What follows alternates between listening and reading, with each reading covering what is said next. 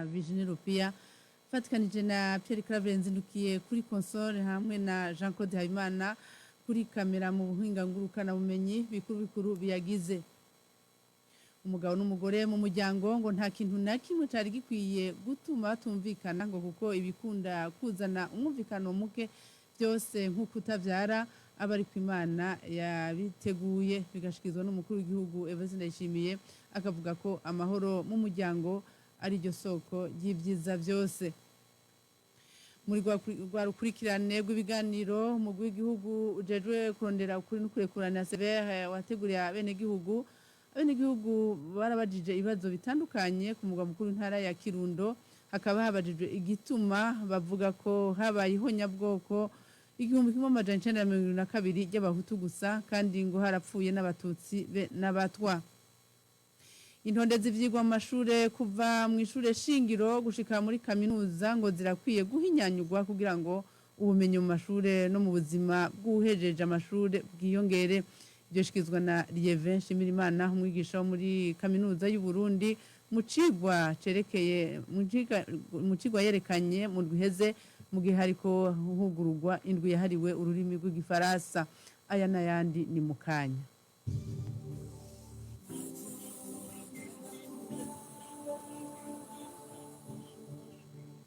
Ndase kwifuriza igitondo ciza kaze kandi kuri ano makuru. Umugabo n'umugore mu muryango nta na kimwe cari gikwiye gutuma batumvikana ngo kuko ibikunda kuzana umwumvikano muke byose ko kutavyara ngo bariko Imana yabiteguye.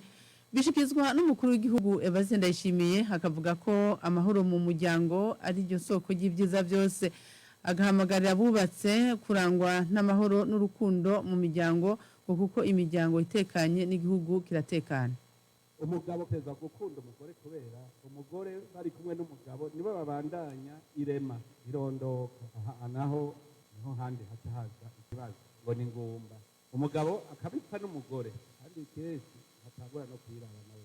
Ariko dusomye mu ijambo ry'Imana tugasanga neza ivyo no mu ijambo ry'Imana byarashitse. Mbere aho umugore ari we yagize agahinda gutanga umugabo twarabibonye kuri Aburahamu umugore wiwe Sara yaratevye wenyene amubwira ati tuma wakira iyi nsoreke yanje ikuvyarira umwana ubone kurondora. Uwo mwana yaravutse mugabo yakweze urwanko hagati ya Sara n'umugabo na ya nsoreke yiwe kandi barabakuru. Kubera iki none n'umugabo n'umugore babipfa kandi batazi ivy'Imana yateguye. Ikintu tawe cyose wowe tuzoba mu myaka ijaniza Imana irakiza. Umugabo n'umugore ntagire icyo buzopfa. Nuvuga yuko Imana byose yarishyize ku rutonde irazi ingene bitunganye. None rero kubera ukwemera dufitaniye n'Imana kubashyize imiryango yacu harimwo bati imiryango na twebwe abarongozi tuzosa dutekana kuko amahoro azohera mu muryango. None imiryango yose yoronka amahoro mu Burundi none twosubira kugira ingorane ingorane zikaba ari za zindi z'ubukene duca tuba duhanganye nabwo gusa. Mugu no munsi usanga imanza nyinshi ngo abahukana usanga ari imanza z'imibano. Kubera iki? Kubera gutemera ko urugo nyenego ari Imana. Amahoro rero mu miryango niyo ntango ya byose. Turabandanya n'amakuru twabateguriye muri rwa rukurikirane rw'ibiganiro umugwi w'igihugu ujejwe kurondera ukuri n'ukurekurana Severe wateguye abenegihugu ngo barabajije ibibazo bitandukanye ku mugwa mukuru ntara ya Kirundo. Hakaba habajijwe igituma bavuga ko habayeho nyabwoko mu 1922 ry'abahutu gusa kandi harapfuye n'abatutsi be n'abatwa. Umunyamabanga w'umugwi Severe Leya Pascazi Nzigamasabo yabishuye ko habaye ihonyabwoko ry'abahutu kubera ko ngo byari byateguwe nayo ngo abatutsi hamwe n'abatwa bahitanywe n'ico kiza ngo ntivyari byateguwe. Kurikira Leya Pascazi Nzigamasabo n'umunyamabanga w'umugwi Severe. Wabajije ikibazo cyo kumenya igituma bavuze genocide ku bahutu gusa ntibayivuge ku bandi bose uko byari bitunganije. Ntibashobora kuvuga genocide ku batutsi muri kiriya gihe canke ku batwa muri kiriya gihe kuko integuro leta yakoze yari yateguye ubwoko bw'abahutu. Abandi nabo bagiye baricwa n'abantu bishwe na bene wabo canke nabo babana mu mbizi canke ziriya mugabo nta nteguro yari yabayemwo kugira ngo abo bantu bicwe. nicyo gituma muca mwumva ko ari uko kandi kugira ngo harinde haba iyi qualification severe yagize aya matohoza irashira habona ivyegeranyo bitandukanye icituma ko abahinga bizi vy'amategeko bo ngaha mu Burundi na mpuzamakungu baca bakorana nabo muri severe iyi qualification yashitsweko rero harimwo abo bahinga kandi kuba yarise genocide biri mu burenganzira bwayo kuko mu itegeko ryenga severe irahamagariwe kwita izina ibyabaye. Nayo ku bijanye n'ishumbusho yabaye ku mahano yo mu 1922 Leya Pascazi Nzigamasabo avuga ko hari ubwoko bubiri bw'ishumbusho, hari ishumbusho rusangi n'ishumbusho yo ku muntu. Ku bijanye n'ishumbusho rusangi avuga ko leta yatanguye kubikora ngo mu kubaka amashure, amabarabara n'ibindi. Nayo ishumbusho ku rwego rw'umuntu umunyamabanga wa Severe avuga ko umugwi urindiriye itegeko ribigenga ko ari ikibazo rero cyo kwiga ku rwego rw'igihugu. Turiko turihweza kahise kabishe k'igihugu turabona ko uyu munsi harimo utwigoro tudasanzwe igihugu kiriko kirakora kugira ngo iyo shumbusho rusange iboneke. Hariho intara zimwe zimwe zitari zifise amabarabara ya kaburimbo, ubu izo ntara zirimwo ayo mabarabara. Hariho amashure atari make ariko arubakwa mu gihugu uyu munsi, abana b'u Burundi bakaba ariko barashobora kuja kw'ishure bitagoranye. Turanabwira ibijanye n'ibitaro bitandukanye biriko birubakwa mu gihugu, abantu bagashobora kwivuza. Iyo nishumbusho ikomeye. Twanavuze n'ikibazo mporamutima bijanye n'ibyo kwinjira mu nzego zo kwivuna abansi n'inzego z'umutekano. Uyu munsi abantu bose barashobora gukora ikibazo bakinjira muri izo nzego. Ku bijanye n'ishumbusho ku rwego rw'umuntu, icyo n'ikibazo tugenda turabaza niyo turiko turagira amatohoza. Iyo turiko turumviriza uwashikiwe n'ivyo vyago turamubaza tuti none wewe n'ikintu c'impozamarira ubona leta yoguha co bikihe? Abatari bake baravuga bati twebwe ishumbusho tubona tworonka nuko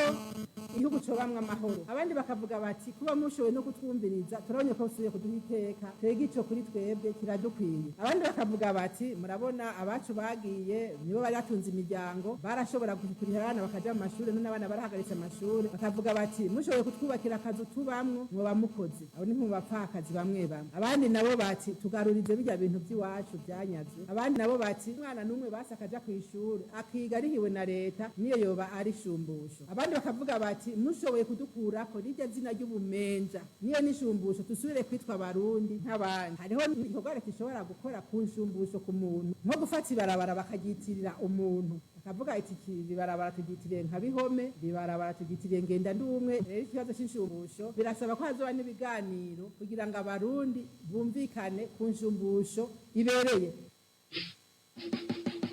Murazi ko buramatari ari jewe ntugacubesha murakunda umukuru w'igihugu wanka buramatari wanjye nicariho canje niwe mukuru w'ubutegetsi bw'igihugu mu ntara. Ntugaca wigira uwundi mutegetsi wewe ku ruhande. Ndababwije ukuri uzoshaka kugaya buramatari, ubwo butegetsi bwiwe tuzobusambura, tubusambure neza cane nawe nyene tumusambure. Ugaye buramatari, ugaye watumye buramatari, ubugaye niwatumye buramatari. Hariho abitwaza ngo jende mu mugambo uri ku butegetsi ngo buramatari ngo wabaye nome pare decret buraje nawe nome pare decret. Mujego ni umugambo uri ku butegetsi ntuzontaga permanence, aho naje ejo rero uzombwira ngo sizo gutanga kuri permanence. Muregeyo biteze ko mutwara imigambwe baje. Isaha 12 zenze ku minota 34 hano muri studio turandanya n'amakuru twabateguriye. Mu gisata c'indero, intonde z'ivyigwa mu mashure kuva mu ishure shingiro gushika muri kaminuza ngo zazikwiye guhinyanyurwa kugira ngo ubumenyi mu mashure no mu buzima bw'uhejeje ishure bwiyongere. Ivyo bigashikizwa na Lieve Nshimirimana umwigisha muri kaminuza y'u Burundi mu cigo yatanze mu rwiheze mu gihe hariko hugururwa indwi yahariwe ururimi rw'igifaransa. Lieve Nshimirimana akavuga ko hariho imyaka ntarengwa kugira ngo umuntu yige ururimi, ku buryo iyo umuntu yize urwo rurimi imyaka irenze ngo biheza bikagira ingaruka mu gutunganya akazi kiwe ka misi yose yifashishije urwo rurimi. Hariho imyaka tubwirizwa kwiga inyubako y'ururimi n'imyaka rero yo kurukoresha. Iyo myaka yo kurukoresha ni nyene y'ishure y'inyuma ya shure shingiro. Iyo umuntu aje kumera nk'uwigira ururimi mu mashuri yisumbuye cyane nka kaminuza, araheza amashure washaka n'urupapuro rw'umutsinda akaruronka rwa baccalaureat. Mugabo ingaruka mbi iribonekeza nuko mu bijanye n'ibindi vyigwa usanga atako yifashe. Ukwiyumvira kwiwe, gukora kwiwe aramutse ashinzwe amabanga ya leta usanga bifise ukuntu biri hasi kuko ivyaba yarize ntaba yarabitahura neza mu gihe urwo rurimi giye kumera nk'uruteza imbere ariko arakura. Ibikwiye gukorwa, harakwiye guhinyanyurwa urutonde rw'ivyigwa kugira ngo izindi ngorane zize zirondererwe ahandi. Nimba tuzoca turonderera mu bigisha ivyo baba bashoboye, tuze tubironderereyo, mugabo urutonde rw'ivyigwa rutunganye neza, rushobora gushikana ku mahangiro koko. Inkuru ya nyuma y'ano makuru, leta ngo yari kwiye kongereza uburyo mu gisata kivura indwara zo mu mutwe kugira ngo haboneke abahinga benshi banonosoye ibijanye n'izo ndwara. Ako kamo kagategwa rero n'urongoye ishirahamwe ry'abagize ry'abize inyifato, imibereho n'imibano batagira akaruhuko. Hakaba hari mu ndwi iheze mu gihe hahimbazwa umunsi mpuzamakungu wahariwe indwara y'ihindagurika ry'imero. Alain Joseph Hatungimana akavuga ko ibyo byotuma rero n'uburyo butangwa n'abagwayi bugabanuka, kuko rero abo bahinga baba ari benshi. Hari indwara nyinshi umva yuko uko twigisha izindi ndwara, hari iminsi myinshi usanga hariho umunsi wahariwe malaria, hari umunsi wahariwe diabete, hari umunsi wahariwe hypertension, hari umunsi wahariwe sida. Bumve yuko n'iyi minsi yose n'izindi ndwara zose zoronka ikibanza kugira ngo abantu bashobore kumenya gusumba ibijanye n'izo ndwara. Hanyuma bwa kabiri nuko leta mu buryo buke ifise yogerageza kugwiza abaganga, abahinga bafasha muri iki gisata c'amagara yo mu mutwe. Aha ndiko ndavuga abahinga, umve ababizi vy'inyifato, imibereho n'imibano n'isanamitima bita psychologue clinicien. Mugabo kandi twumve abanonosoye kuvura indwara zo mu mutwe. Aha mu Burundi turacafise amashuri ariko arigisha abo twita les infirmiers psychiatres. Uyu munsi tugiye ku bitaro ntitubasangaho. Hanyuma ni nabo bofashije abandi baganga kuvura neza izo ndwara, kuko abandi baganga barafise izindi ndwara bashoboye kuvura gusumba. Rero ubonetse ko izindi ndwara biratuma bagira ubushobozi buke bwo kuzivura neza, kubera ko baba bafatanije n'izindi ndwara. Rero nkasaba nti leta yoraba mu buryo buke ikagerageza buke buke kwinjizamwo ubwo buvuzi mu gutora abashoboye kuvura no gukurikirana abagendana izo ndwara zo mu mutwe. Nawe rero twese n'amakuru twe twabateguriye, reka ndabashimire cyane mwe mwakurikiye kuva agitangura. Shimire kandi n'abafashije mu buhinga bw'ivyuma, Pierre Claver Nzindukiye kuri console hamwe na Jean Claude Habimana kuri kamera mu buhinga ngurukana bumenyi. Ano makuru mwashikijwe na Virginie Pierre, nkabifuriza umunsi mwiza, murakoze.